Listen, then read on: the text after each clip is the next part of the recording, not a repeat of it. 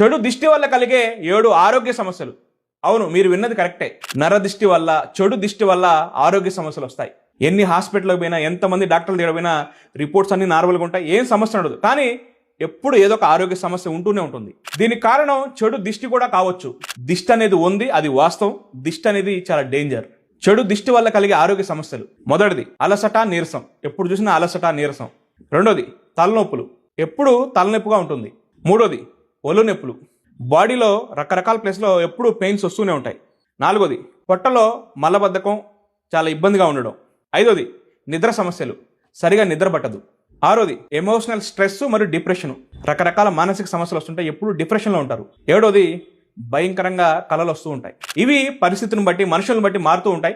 అందరికీ ఒకేలా ఉండవు, ఒక్కొక్క పరిస్థితి వేరే వేరేగా ఉంటుంది. ఇలాంటి సమస్యలు ఉంటే తప్పకుండా డాక్టర్ని కన్సల్ట్ అవ్వండి. ఒకవేళ రిపోర్ట్స్ అన్ని నార్మల్గా ఉండి డాక్టర్ ఎలాంటి సమస్య లేదంటే అప్పుడు అర్థం చేసుకోండి, మీకు చెడు దిష్టి తగిలి ఉండవచ్చు.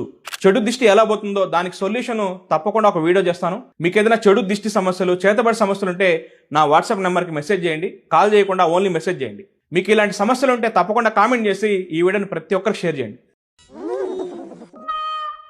थैंक यू, आपका ये उपकार जिंदगी भर याद रहेगा मुझे।